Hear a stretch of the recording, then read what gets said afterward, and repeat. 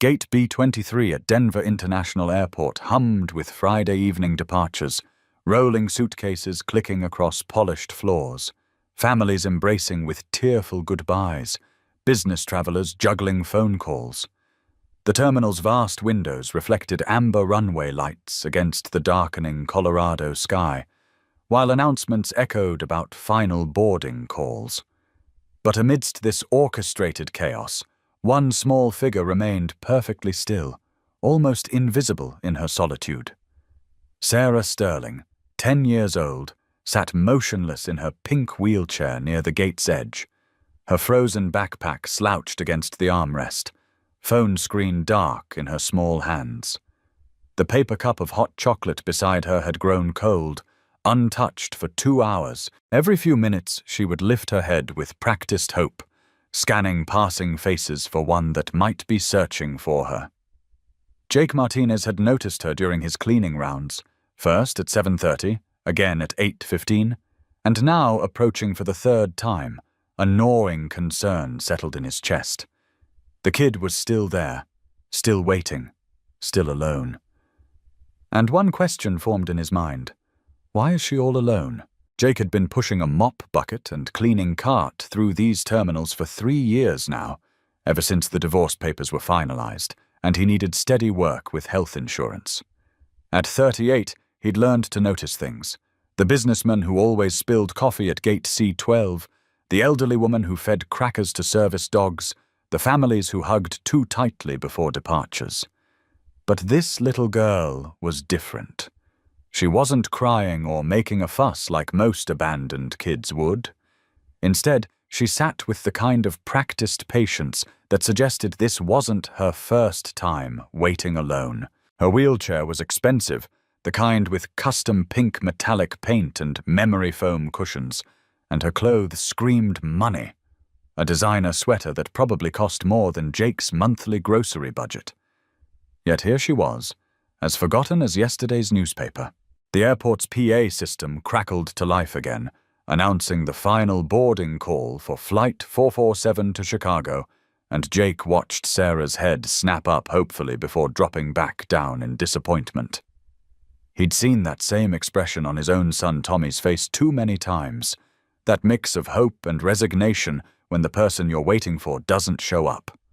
Jake's ex-wife had been a master at that particular brand of disappointment, always having something more important than Tommy's baseball games or school plays. The memory stung, but it also hardened his resolve.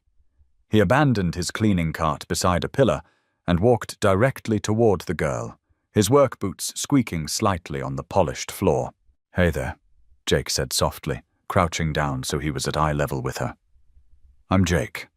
I work here at the airport." Sarah looked up at him with startled blue eyes, clearly not used to adults addressing her directly. "I've noticed you sitting here for a while. Are you okay? Is someone coming to get you?" The questions tumbled out more gently than he'd intended, but something about her reminded him so much of Tommy when he was scared. Sarah glanced around nervously, as if checking to see who might be watching, before nodding slowly. "My mom is supposed to pick me up," she said in a voice barely above a whisper. She's just running a little late from work." The way she said it, with that careful, rehearsed quality, made Jake's heart clench. "What's your name, sweetheart?" Jake asked, settling into the plastic chair beside her. Sarah hesitated for a moment, clearly weighing whether she should talk to a stranger. But something in Jake's warm brown eyes must have reassured her. "Sarah Sterling," she said, and Jake noticed how she straightened her shoulders when she said the last name, like it was a shield she could hide behind.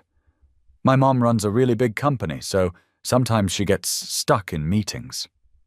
Jake nodded, though internally he was fighting the urge to ask what kind of meeting could be more important than a 10-year-old girl sitting alone in an airport for hours. Instead, he smiled and extended his hand for a formal handshake. "Well, Sarah Sterling, it's very nice to meet you. Mind if I keep you company while we wait for your mom?" The smile that spread across Sarah's face was like watching sunrise break through storm clouds, transforming her entire expression from resigned loneliness to genuine happiness. "You don't have to," she said quickly, but the hope in her voice betrayed how much she wanted him to stay. "I'm used to waiting by myself." That single sentence hit Jake like a punch to the gut. No 10-year-old should be used to waiting alone anywhere, let alone in a busy airport at night. He thought about Tommy, safely at home with the babysitter, probably playing video games and complaining about having to eat vegetables with dinner. The contrast between his son's secure evening and this little girl's apparent abandonment made his chest tight with anger and protective instincts he didn't fully understand. "Well, I'd like to stay if that's okay with you," Jake said, pulling out his phone to text his babysitter that he might be a few minutes late. Besides, I was about to take my break anyway.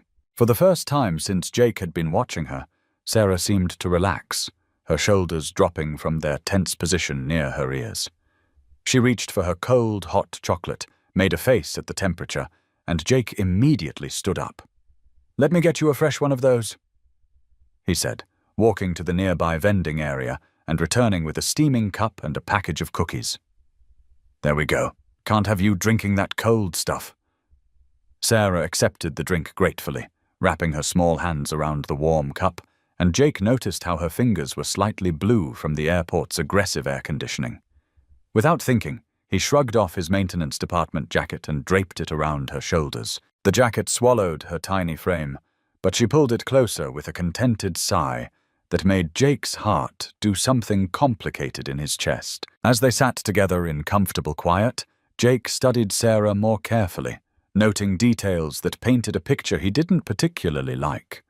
Her expensive clothes were slightly wrinkled, suggesting she'd been traveling all day. Her phone was a latest model iPhone, but the battery was dead and she didn't have a charger with her. Most telling of all, she had the practiced stillness of a child who'd learned not to draw attention to herself, not to be a bother, not to ask for too much. It was a survival skill Jake recognized from his own childhood, when his father worked 3 jobs and his mother battled depression, leaving him to navigate much of his young life independently. The recognition made him want to wrap this little girl in the protection she so clearly lacked, even if he could only offer it for a few hours in an airport terminal. "So, Sarah," Jake said, breaking the comfortable silence, "tell me about your trip. Were you visiting family?" Sarah's face lit up with the first genuine animation he'd seen from her all evening. "I was visiting my grandma in Boston," she said, and suddenly she was talking faster, as if the words had been dammed up inside her all day. "She lives in this amazing old house with a garden, and she taught me how to make apple pie from scratch. We picked the apples ourselves from her tree in the backyard." Jake found himself smiling at her enthusiasm, the way children could transform when given someone's full attention. "And she has this cat named Whiskers who's really fat and lazy, but he likes to sleep on my lap when I read books. Grandma has a whole library room with books from the floor to the ceiling." The animation in her voice gradually faded as she added, "I wish I could stay there longer, but I have school on Monday." The conversation flowed naturally from there, with Sarah telling him about her favorite books and Jake sharing stories about his son Tommy, carefully editing out the parts about single parenthood and financial struggles. He learned that Sarah was in 5th grade, that she loved art class but struggled with math, and that she'd been in her wheelchair for 2 years following what she diplomatically called an accident. She didn't elaborate, and Jake didn't push, recognizing the careful way she skirted around painful topics. What struck him most was how hungry she seemed for adult conversation, for someone to actually listen to her thoughts and opinions rather than just managing her schedule and basic needs. It reminded him painfully of the way Tommy sometimes clung to their weekend conversations, storing up attention like a camel storing water. But even as they talked, Jake kept one eye on the time and another on the flow of people past their gate. 8:45 became 9 o'clock, then 9:15, and still no frantic parent came rushing through the terminal. Sarah's phone remained dead, and when Jake offered to let her use his to call her mother, she hesitated in a way that suggested this wasn't the first time she'd been forgotten. "She's probably still in her meeting," Sarah said with that same practiced patience, but Jake could see cracks forming in her composure. Her hands had started trembling slightly, whether from cold or anxiety he couldn't tell, and she kept glancing toward the terminal entrance with increasing frequency. The sight of this small, brave girl trying so hard to hold herself together while making excuses for an absent parent made Jake's jaw clench with suppressed anger. When 9:30 arrived with still no sign of Sarah's mother, Jake made a decision that would change everything. "Sarah, honey, I think we should probably try to reach your mom directly. Do you know her work number?" Sarah nodded reluctantly and recited a number that Jake carefully input into his phone. The call went straight to an automated system, informing them that Sterling Industries was closed for the evening and providing an emergency contact number for urgent matters. Jake looked at Sarah, who was now visibly fighting back tears, and made another decision. "I think this qualifies as urgent, don't you?" he said gently, and dialed the emergency number. After several transfers and increasingly concerned voices, he finally reached someone who promised to locate Victoria Sterling immediately and have her contact the airport. But as Jake hung up the phone, he couldn't shake the feeling that something about this situation was fundamentally wrong. What kind of parent forgot their child for over 3 hours? And what kind of company needed an emergency system to reach their CEO about her own daughter? The answer to Jake's unspoken questions came in the form of a woman who burst through the terminal entrance at exactly 10:03, her high heels clicking against the floor like gunshots as she ran toward their gate. Victoria Sterling was exactly what Jake had imagined, immaculately dressed despite her obvious panic, with the kind of bone-deep confidence that came from never having to doubt your place in the world. Her ash-blonde hair was pulled back in a perfect chignon that had somehow survived her sprint through the airport, and her navy blue business suit probably cost more than Jake's monthly salary. But it was her face that told the real story, the mixture of terror, guilt, and relief that every parent knew, the expression of someone who'd just realized how close they'd come to losing something irreplaceable. She was scanning the terminal frantically until her eyes locked onto Sarah, and Jake watched years of careful composure crumble in an instant. "Sarah!" Victoria's voice cracked as she dropped to her knees beside the wheelchair, her hands immediately going to her daughter's face as if checking for injuries. "Oh my God, baby, I'm so sorry. I'm so sorry." Sarah launched herself into her mother's arms with a sob that seemed to come from somewhere deep in her chest, the careful composure she'd maintained all evening finally breaking apart. Jake watched the reunion with mixed emotions, relief that Sarah was no longer alone, but also a growing anger at the woman who'd caused this situation in the first place. As Victoria held her daughter and whispered apologies, her eyes met Jake's over Sarah's head, and he saw something there that surprised him. It wasn't the entitled indifference he'd expected from a wealthy CEO, but genuine gratitude mixed with profound shame. She recognized him as the person who'd stepped in when she'd failed, and the knowledge was clearly eating her alive. After several moments of tears and apologies, Victoria finally looked up at Jake properly, taking in his maintenance uniform and work-worn hands. "I don't know how to thank you," she said, her voice still thick with emotion. "When they told me Sarah had been alone for hours, and that a staff member had been taking care of her," she trailed off, clearly struggling with the weight of what could have happened. Jake stood up from his chair, suddenly aware of the differences between them. Her designer clothes against his work uniform, her manicured hands against his calloused ones, her corner office somewhere against his mop bucket and cleaning cart. But instead of intimidation, he felt something else entirely. A deep, abiding anger at the system that had allowed this child to be forgotten in the first place. "She's a wonderful kid," Jake said simply, and something in his tone made Victoria look at him more sharply. "You're very lucky to have her." There was something in the way Jake said those words, "very lucky to have her," that made Victoria's stomach clench with an emotion she couldn't quite identify. It wasn't accusation, exactly, but it carried weight nonetheless, the quiet judgment of someone who understood the value of what she'd nearly lost. As she helped Sarah gather her belongings, Victoria found herself studying this man who'd stepped in when she'd failed. He was probably in his late 30s, with kind eyes and the kind of steady presence that made children feel safe. His uniform was clean but worn, suggesting someone who took pride in his work despite its humble nature. But it was the way Sarah looked at him, with genuine affection and trust, that really got to Victoria. In 3 hours, this stranger had managed to give her daughter something Victoria realized she'd been failing to provide: undivided attention and genuine care. "Mom," Sarah said as they prepared to leave, "can Jake come visit us sometime? I want him to meet Whiskers, and I want to show him Grandma's garden." The innocent request hit Victoria like a physical blow, highlighting just how starved her daughter was for meaningful adult relationships. She looked at Jake, who was carefully not meeting her eyes, and realized she knew absolutely nothing about this man who'd cared for her child. That's very kind, sweetheart, but Mr. She paused, realizing she didn't even know his last name. "Martinez," Jake supplied quietly. Jake Martinez.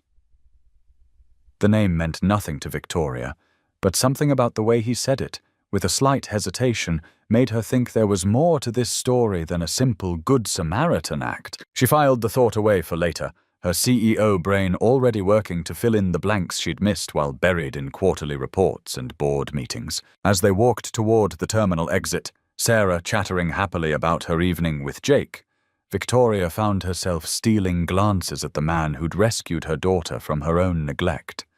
There was something familiar about him, though she couldn't place what it was.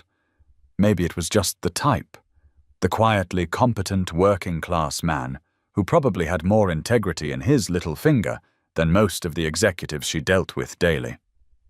The thought stung because it forced her to confront some uncomfortable truths about the world she'd built around herself and Sarah. When had she become the kind of person who forgot her own child?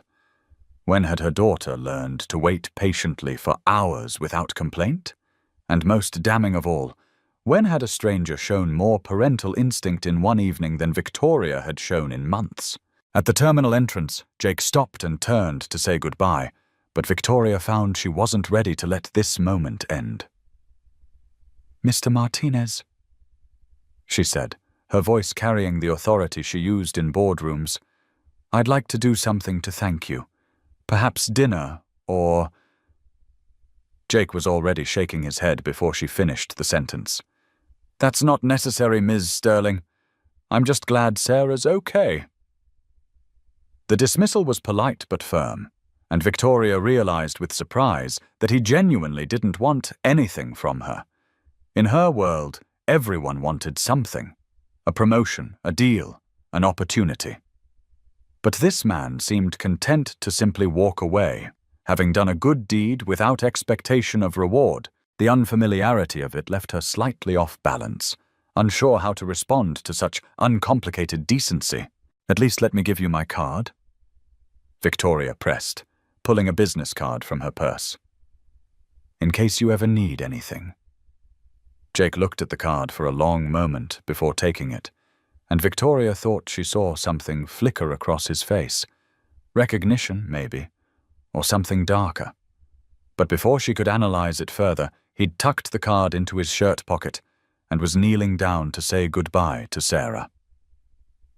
"You take care of yourself, okay? And remember what we talked about. You're pretty special, Sarah Sterling." The girl beamed at him and threw her arms around his neck in a fierce hug that made Victoria's throat tight with emotions she didn't want to examine. As they watched Jake walk back into the terminal, his maintenance cart squeaking slightly as he resumed his rounds, Victoria couldn't shake the feeling that this encounter had changed something fundamental, though she couldn't yet put her finger on what. The drive home was quiet, with Sarah dozing in the back seat, while Victoria wrestled with thoughts she'd been successfully avoiding for years. The image of her daughter sitting alone in that airport chair kept playing in her mind. along with the quiet competence of the man who'd stepped in when she'd failed. Jake Martinez had shown more parental instinct in 3 hours than Victoria sometimes managed in a week, and the comparison was devastating. She thought about all the times she'd missed bedtime stories because of late meetings, all the school events she'd skipped for conference calls, all the moments when Sarah had needed her mother and gotten a nanny instead.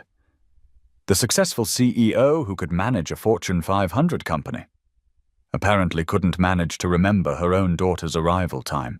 The irony was bitter enough to make her stomach churn, but underneath the guilt and self-recrimination, there was something else nagging at Victoria. That moment when Jake had looked at her business card. She'd built her career on reading people, on understanding the subtle shifts in expression that revealed what someone was really thinking. And for just a split second, when Jake had seen her name and company, his face had gone completely blank in the way people did when they were hiding a strong reaction. It was the kind of carefully neutral expression she'd seen countless times in business dealings, usually right before someone delivered bad news or made an unexpected move. By the time they reached their Tudor-style home in Cherry Hills Village, Victoria had made a decision that would prove more consequential than any merger or acquisition she'd ever orchestrated.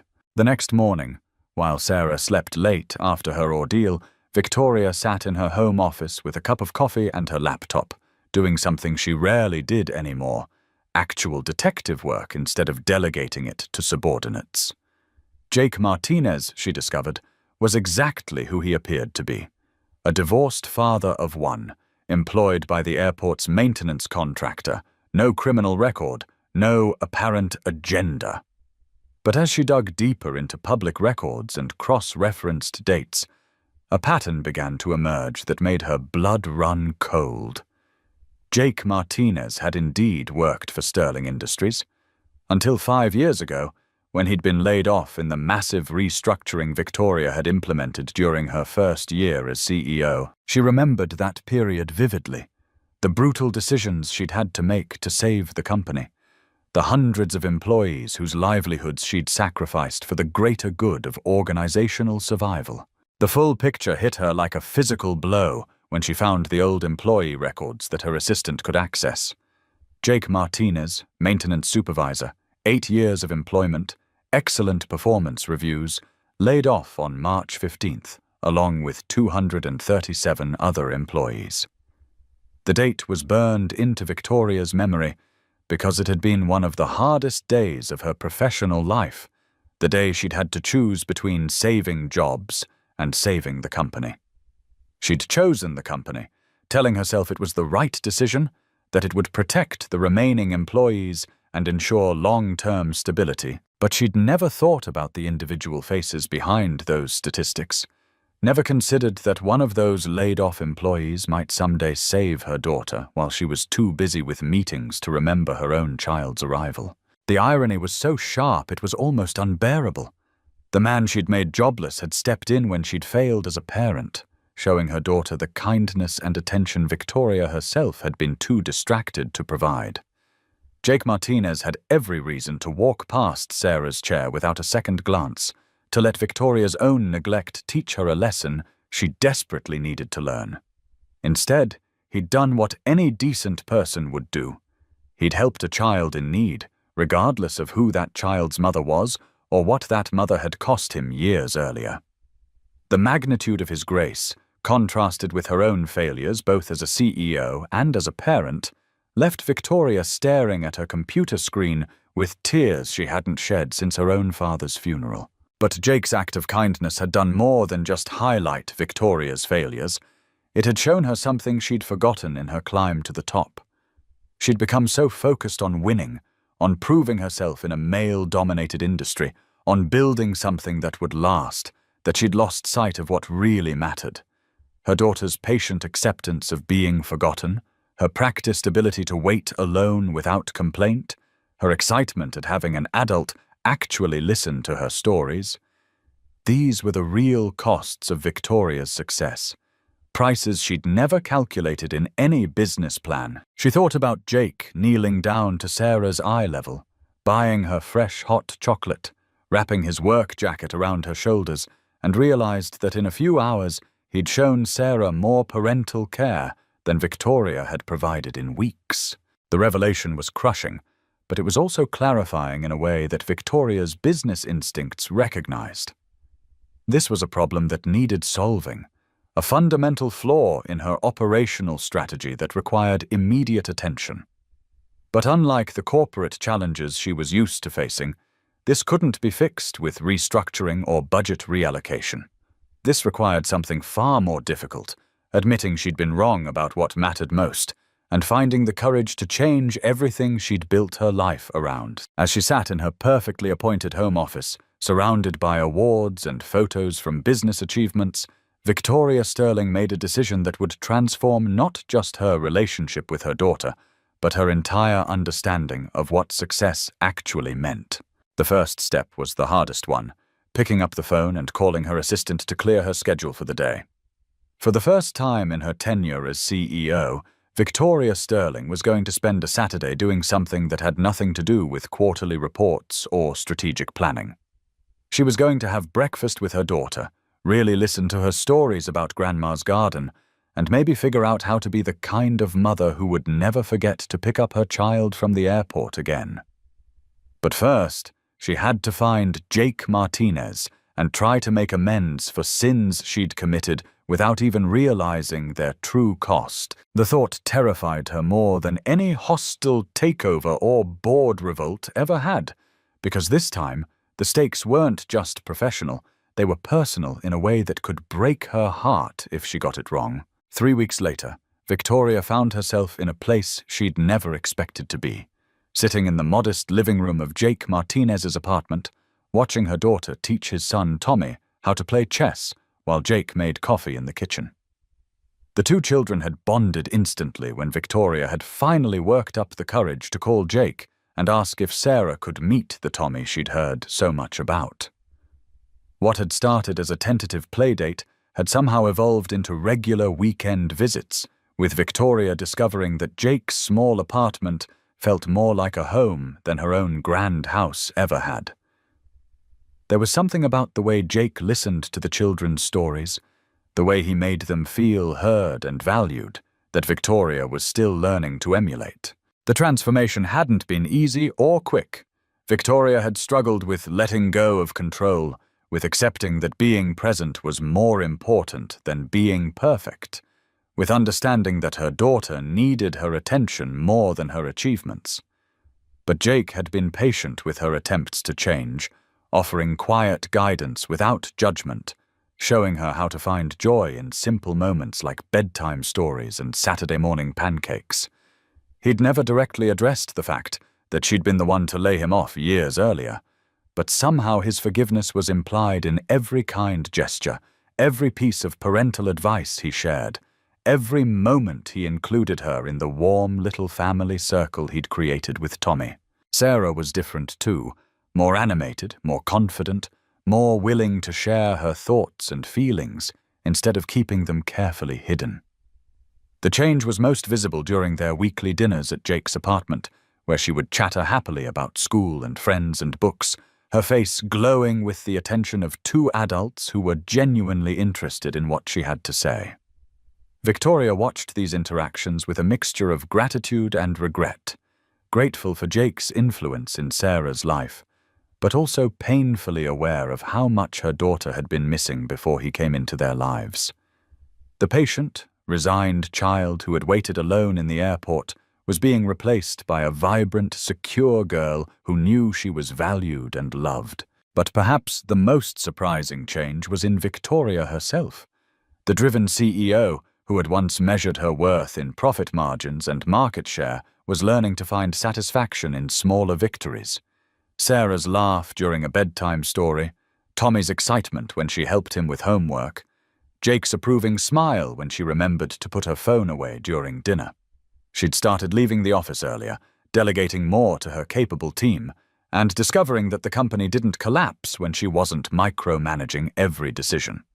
If anything, her employees seemed to respond better to her new leadership style, one that prioritized people alongside profits and recognized that sustainable success required more than just bottom-line thinking. The evening that would change everything began like many others, with Victoria arriving at Jake's apartment for their weekly family dinner. But tonight felt different somehow, charged with an undercurrent she couldn't quite identify. Jake seemed nervous as he served the lasagna he'd spent all afternoon preparing, and even the children picked up on the unusual energy, speaking in slightly hushed tones, as if they sensed something important was about to happen. It wasn't until after dinner, when Sarah and Tommy were absorbed in a movie in the living room, that Jake finally found the courage to say what had been weighing on his mind for weeks. "Victoria," he said quietly, his hands wrapped around his coffee mug as if anchoring himself. "There's something I need to tell you. Something I should have told you that first night at the airport." Victoria felt her stomach clench with apprehension, though she wasn't sure why. They were sitting at his small kitchen table, the same one where they'd shared dozens of meals and conversations, but suddenly the familiar space felt fraught with possibility and danger. "I know you know," Jake continued, his eyes meeting hers directly. "About Sterling Industries, about the layoffs. I saw it in your face when you looked me up." Victoria's breath caught in her throat, not because she was surprised by his knowledge, but because she realized this conversation had been inevitable from the moment they'd started building this complicated, beautiful friendship. "Jake." Victoria started, but he held up a gentle hand to stop her. "Let me finish, please. I need to say this." He took a deep breath, gathering his thoughts, and Victoria could see the effort it was costing him to be this vulnerable. "When I lost my job, I was angry, really angry. I blamed you personally for everything that fell apart after the house we had to sell, the stress that ended my marriage, the nights I lay awake wondering how I was going to provide for Tommy. I carried that anger for years, let it eat at me until it was poisoning everything good in my life." His voice was steady but raw with emotion, and Victoria found herself holding her breath, afraid to break the spell of his honesty. "But that night at the airport," Jake continued, "when I saw Sarah sitting there alone, none of that mattered anymore. She was just a scared little girl who needed help, and I couldn't walk away from that no matter who her mother was. And then, over these past few weeks, getting to know you and Sarah, watching you try so hard to change." He paused, his voice thick with emotion. "I realized something I should have understood years ago. You made the best decision you could with the information you had. You saved the company, saved thousands of other jobs, and yes, mine was one of the casualties. But that doesn't make you a villain. It makes you someone who had to make impossible choices." Victoria felt tears streaming down her face before she even realized she was crying. For 5 years, she'd carried the weight of those layoffs, the knowledge that her decisions had destroyed lives even as they'd saved the company. She'd told herself it was necessary, that it was the price of leadership, but she'd never allowed herself to grieve for the people she'd hurt in the process. Hearing Jake's words, not just his forgiveness, but his understanding of the impossible position she'd been in, felt like a gift she didn't deserve, but desperately needed. "I'm so sorry," she whispered, the words inadequate but necessary. "I'm so sorry for what my decision cost you and Tommy." Jake reached across at the table and took her hand, his calloused fingers gentle against her manicured ones. "I know you are, and I forgive you. I forgave you the night I watched you hold Sarah and apologize for forgetting her. I saw then that you're not the cold corporate executive I'd imagined all these years. You're just a person trying to do right by the people you're responsible for, same as the rest of us." The simple acceptance in his words broke something open in Victoria's chest, releasing years of guilt and self-doubt she'd been carrying without even realizing it. They sat in silence for several minutes, hands clasped across the small table, while the sound of the children's movie provided a gentle soundtrack to their moment of grace. When Victoria finally found her voice again, it was to ask the question that had been haunting her for weeks. "How do we move forward from here? How do we build something real when it started with so much pain? Jake's answer was everything she'd hoped for, and nothing she'd expected. We already have, he said simply. Look at our kids in there. Look at how Sarah's changed. Look at how you've changed. We don't have to carry the past into the future. We can choose to write a new story starting now. The wisdom in his words reminded Victoria why she'd been drawn to him from that first night, why his quiet strength had made her feel safe enough to let down the walls she'd spent years building around her heart. What happened next felt as natural as breathing, though Victoria would spend years marveling at the perfect rightness of it. Jake's thumb traced gentle circles across her knuckles as he spoke, and when she looked up into his warm brown eyes, she saw her own hopes reflected back at her. The kiss that followed was soft and tentative, carrying the weight of everything they'd been through and the promise of everything they might become. It tasted like forgiveness and new beginnings, like the coffee they'd shared over dozens of conversations and the future they were brave enough to reach for together. When they finally broke apart, Victoria rested her forehead against Jake's and whispered the words that had been building in her heart for weeks. I love you. I love you and Tommy and this life we're building together. The sound of children's laughter from the living room reminded them they weren't alone, and they separated reluctantly, both grinning like teenagers who'd just shared their first kiss. Through the doorway, they could see Sarah and Tommy curled up together on the couch, sharing a bowl of popcorn and commenting on the movie with the easy familiarity of siblings. The sight filled Victoria with a contentment she'd never experienced, even at the height of her professional success.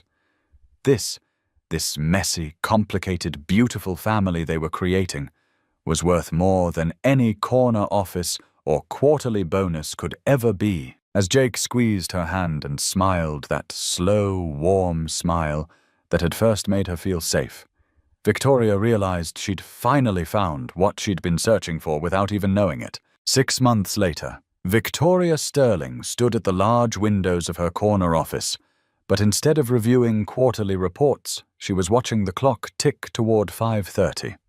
For the first time in her career, she was eager to leave work behind and get home to the life that was waiting for her. The company was thriving under her new leadership style, one that prioritized both people and profits, that understood sustainable success meant taking care of the human beings who made everything possible. Her management team had adapted beautifully to her new approach, and several had commented on how much more effective she'd become since she'd started modeling work-life balance instead of just preaching it. The commute home took her through downtown Denver and past the airport, a route she'd driven thousands of times, but which now held special significance. Sometimes she would detour slightly to drive past the terminal where Jake worked, not to see him. They'd talked about the importance of maintaining boundaries between their professional lives and their personal relationship, but just to remember how much had changed since that night when he'd asked, "Why is she all alone?" The question had been about Sarah, but in many ways it had been about Victoria, too. She'd been alone in her success, isolated by her achievements, cut off from the very relationships that gave life meaning. Now, as she pulled into the driveway of the house she shared with Jake and the kids, they'd moved in together 3 months ago after a proposal that had involved both children presenting her with hand-drawn pictures of their new family. Victoria marveled at how different her life had become. The sounds that greeted her as she opened the front door were nothing like the sterile silence of her old house. Tommy practicing piano in the living room, Sarah's wheelchair rolling across the hardwood floors as she set the table for dinner, Jake's voice calling out a greeting from the kitchen where something delicious was clearly in progress. This was chaos and joy and love all mixed together, and Victoria wouldn't trade it for all the corner offices in the world. Dinner conversation that night centered around Sarah's upcoming art show at school and Tommy's soccer tournament on Saturday, the kind of ordinary family logistics that Victoria had once dismissed as mundane, but now treasured as evidence of a life fully lived. She watched Jake help Tommy with his math homework after dinner, noted the easy affection between him and Sarah as he braided her hair before bed, and felt her heart swell with gratitude for the man who'd taught her that strength came not from control, but from connection. Their own relationship had deepened and strengthened as they'd learned to blend their different parenting styles and life experiences into something that worked for all four of them. The evening routine had become sacred to Victoria, stories for Sarah, a recap of the day's highlights and challenges for Tommy, and then precious quiet time with Jake when they could just be adults together rather than parents or professionals. Tonight, as they sat on their back porch watching the sunset paint the Colorado sky in shades of gold and purple, Victoria found herself thinking about the butterfly effect of kindness. Jake's simple decision to ask why a little girl was sitting alone had set in motion changes none of them could have predicted, transforming not just her relationship with Sarah, but her entire understanding of what a meaningful life looked like. "Penny for your thoughts," Jake said softly, his arm tightening around her shoulders as they swayed gently on the porch swing he'd installed as a housewarming gift to himself. Victoria leaned into his warmth, breathing in the scent of his aftershave mixed with the lingering aroma of the dinner he'd cooked, and tried to put her emotions into words. "I was just thinking about that night at the airport," she said finally, "about how one moment of kindness from a stranger changed everything for all of us." Jake was quiet for a long moment, and Victoria could feel him thinking, choosing his words carefully the way he always did when something mattered. "It wasn't really about being kind to a stranger," he said eventually, his voice thoughtful in the gathering dusk. "It was about recognizing that there are no strangers, really, just people who haven't had the chance to become family yet." The simple profundity of his words made Victoria's throat tight with emotion, because she knew he wasn't just talking about that night at the airport. He was talking about second chances and forgiveness, about the way love could grow in the most unexpected places, about the truth that the best things in life often came disguised as the worst. They sat in comfortable silence as the stars began to appear, two people who'd found their way home to each other through circumstances neither could have planned or predicted. As they finally made their way inland and prepared for bed, Victoria caught sight of herself in the bathroom mirror and almost didn't recognize the woman looking back at her. Gone were the sharp edges and tense lines that had once defined her face, replaced by the soft contentment of someone who knew she was exactly where she belonged. Her success was measured differently now, not in stock prices or market share, but in Sarah's confident laughter and Tommy's trust, in Jake's steady love, and her own growing capacity for joy. She'd learned that the question, "Why is she all alone?" could be answered in ways that changed not just one night, but an entire lifetime. The bedtime routine with Sarah had evolved into one of Victoria's favorite parts of each day, a chance to really connect with her daughter without the distractions of work or household management. Tonight, as she helped Sarah into her pajamas and listened to her excited chatter about the art project that was due next week, Victoria marveled at the transformation in both of them. Sarah was no longer the patient, resigned child who'd learned not to expect too much from the adults in her life. Instead, she was vibrant and demanding, and wonderfully, normally needy in the way 10-year-olds should be. And Victoria had learned to treasure that neediness as a sign of trust, evidence that her daughter finally believed her mother would be there when she mattered most. "Mom," Sarah said, as Victoria tucked the covers around her, "do you think Jake's happy that we're his family now?" The question was asked with the straightforward curiosity of childhood, but it hit Victoria with surprising force. She looked down at her daughter's earnest face and realized that Sarah, despite her young age, understood the magnitude of what Jake had given them. Not just his love, but his forgiveness, his trust, his willingness to build something beautiful on the foundation of something that had once been painful. "I think he's very happy," Victoria said softly, smoothing Sarah's hair back from her forehead. "I think we all are." Sarah's contented sigh as she settled into sleep was all the confirmation Victoria needed that they'd gotten something fundamentally right. Later, as she and Jake lay in bed talking quietly about the day's events and tomorrow's plans, Victoria found herself thinking about the ripple effects of that night at the airport. Sarah was more confident and secure. Tommy had gained a mother figure who adored him. Jake had found love again after years of focusing solely on single parenthood. And Victoria herself had discovered that success meant nothing if you had no one to share it with. But perhaps most importantly, they'd all learned that families could be chosen as well as born, that love could grow in the most unexpected places, and that sometimes the best things in life came from the willingness to ask a simple question. Why is she all alone?